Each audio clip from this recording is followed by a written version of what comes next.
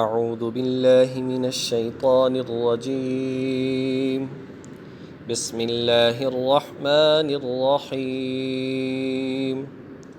وتولى عنهم وقال يا أسفا على يوسف وابيضت عيناه من الحزن فهو كظيم قالوا تالله تفتأ تذكر يوسف حتى تكون حرضا أو تكون من الهالكين صدق الله العظيم وتولى عنهم، اور یعقوب علیہ السلام نے ان سے اپنا رخ پھیر لیا، وقالا، اور کہنے لگے، یا اسفا علی یوسف، ہائے یوسف، وابیضت عیناہ، اور سفید پڑ گئیں ان کی آنکھیں، من الحزن، غم کی وجہ سے، فہو کظیم، اور وہ دل ہی دل میں گھٹتے چلے جاتے تھے۔ اس سے قبل آیات میں بات چل رہی تھی کہ دوسری مرتبہ حضرت یوسف علیہ السلام کے بھائی غلہ لینے کے لیے گئے تو ایک تدبیر کے ذریعے سے بنیامین کو یوسف علیہ السلام نے اپنے پاس رکھ لیا۔ اب بھائی چاہے کیسے ہی تھے، لیکن بہرحال اس حوالے سے ان میں حیا تھی کہ ہم کس منہ کو لے کر والد کا سامنا کریں گے، انہیں کیا جواب دیں گے۔ چنانچہ بڑے بھائی نے کہا، میں یہاں سے نہیں جاتا، تم لوگ چلے جاؤ اور والد کو جا کر ساری بات بتاؤ۔ یہ سارے پہنچے، انہوں نے یقین دلوانے کی کوشش کی اور کہا کہ قافلے والوں سے پوچھ لیجئے، وہاں بستی والوں سے پوچھ لیجئے، ہم جو بات کر رہے ہیں وہ بات بالکل سچی ہے۔ حضرت یعقوب علیہ السلام چونکہ پہلے یوسف علیہ السلام کے حوالے سے ان کی بات سن چکے تھے، چنانچہ انہوں نے ان کی بات پر یقین نہ کیا، وَتَوَلَّى عَنْهُمْ، اور ان سے رخ پھیر لیا۔ اور انسان کی فطرت ہے کہ جب کوئی نیا صدمہ پیش آتا ہے تو پرانی باتیں، پرانے صدمے یاد آ جایا کرتے ہیں۔ چنانچہ بنیامین کی جدائی کی وجہ سے یوسف علیہ السلام کی جدائی بھی یاد آ گئی، اس لیے کہا، یا اسفا علی یوسف، ہائے افسوس، ہائے یوسف علیہ السلام۔ اور پھر اتنا غم کیا، ظاہری بات ہے کہ یہ ایک جدائی تھی اور 40 سال کا عرصہ گزرا، اس غم کی وجہ سے آنکھوں سے آنسو بھی بہتے، لہٰذا وہ جو ایک روشنی، جو ایک آنکھ کے اندر کالی پتلی ہوا کرتی ہے جس سے انسان دیکھتا ہے، چنانچہ اس غم کی وجہ سے، اس پریشانی اور تکلیف کی وجہ سے کمزوری آتی چلی گئی اور آنکھوں کی بینائی جو ہے وہ بہت کمزور ہو کر رہ گئی۔ تو اب ان بیٹوں نے کہا، قالو، اے ابا جان، وہ بیٹے کہنے لگے، تاللہ، اللہ کی قسم، تفتأ، تذکر یوسف، کہ یوسف علیہ السلام کو آپ یاد کرنا نہیں چھوڑیں گے، حتی تکون حرضا، یہاں تک کہ آپ بالکل گھل کر رہ جائیں، او تکون من الہالکین، یا آپ اپنے آپ کو ہلاک ہی کر بیٹھیں گے۔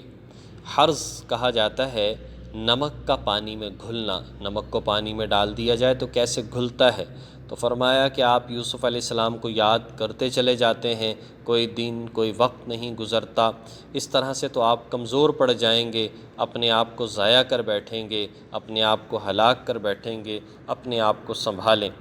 قال، حضرت یعقوب علیہ السلام نے کہا، انما اشکو بثی وحزنی الی اللہ، کہ اشکو، میں فریاد کر رہا ہوں اپنے رنج اور اپنے حزنی، اپنے غم کی صرف اللہ کے سامنے۔ میں کون سا تمہارے سامنے گڑ گڑا رہا ہوں، میں اپنے رب کے سامنے، اپنے اللہ کی ذات کے سامنے اپنے غم، اپنی فریاد کو رکھ رہا ہوں۔ وَأَعْلَمُ مِنَ اللَّهِ مَا لَا تَعْلَمُونَ، اور میں وہ کچھ اللہ کی طرف سے جانتا ہوں جو تم نہیں جانتے۔ مجھے یقین ہے میں اللہ کی ذات سے مانگوں گا مجھے ملے گا، مجھے یقین ہے یہ میرا رونا دھونا جو ہے وہ ضائع نہیں جا رہا، اور مجھے معلوم ہے کس طرح کا رونا اللہ کو پسند ہے، کس طرح کے رونے سے نوحہ اور جزا فضا سے اللہ نے منع فرمایا ہے۔ چنانچہ مجھے سارے آداب آتے ہیں کن باتوں کا خیال کرتے ہوئے میں نے غم کرنا ہے اور اللہ کی ذات سے دعائیں کرنی ہے۔ یا بنیہ، اے میرے بیٹو، کیا کرو، اذهبوا فتحسسوا من یوسف و اخیہ، کہ تم چلے جاؤ اور تلاش کرو یوسف علیہ السلام اور ان کے بھائی کو۔ یعنی یہ بات تو معلوم تھی کہ بنیامین وہاں پر ہیں، بڑا بھائی بھی وہاں پر ہے، چنانچہ جاؤ اور وہاں پر جا کر تلاش کرو، ہو سکتا ہے یوسف علیہ السلام میں مل جائیں۔ یہ یعقوب علیہ السلام کو یقین تھا کہ یوسف علیہ السلام ابھی زندہ ہیں۔ وَلَا تَيْأَسُوا مِن رَّوْحِ اللَّهِ، اور فرمایا کہ اللہ کی رحمت سے مایوس مت ہونا، إِنَّهُ لَا يَيْأَسُ مِن رَّوْحِ اللَّهِ، بے شک اللہ تعالیٰ کی رحمت سے صرف وہی لوگ مایوس ہوتے ہیں، إِلَّا الْقَوْمُ الْكَافِرُونَ، کہ جو لوگ کافر ہیں۔ یعنی اللہ تعالیٰ کی رحمت سے مایوس مت ہونا، کوشش جاری رکھو، اللہ تبارک و تعالیٰ تمہاری مدد فرمائیں گے۔ فَلَمَّا دَخَلُوا عَلَيْهِ، پھر جب سارے کے سارے لوگ یہ پہنچے یوسف علیہ السلام کے پاس، قالوا، تو کہنے لگے، یا ایہا العزیز، اے بادشاہ۔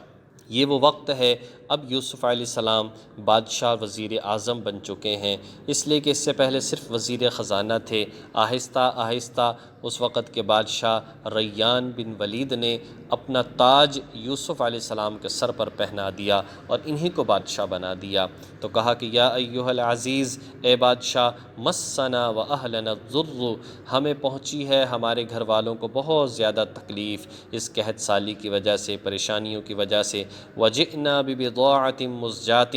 اور ہم کھوٹی کرنسی لے کر آئے ہیں، معمولی سی پونجی لے کر آئے ہیں، فَأَوْفِ لَنَا الْكَيْلَ، آپ ہمیں پورا وزن دے دیجئے، وَتَصَدَّقْ عَلَيْنَا، ہم پر احسان بھی کیجئے، ہم پر صدقہ بھی کیجئے، إِنَّ اللَّهَ يَجْزِي الْمُتَصَدِّقِينَ، یقیناً اللہ تبارک و تعالی احسان کرنے والوں کو بڑا اجر عطا فرماتا ہے۔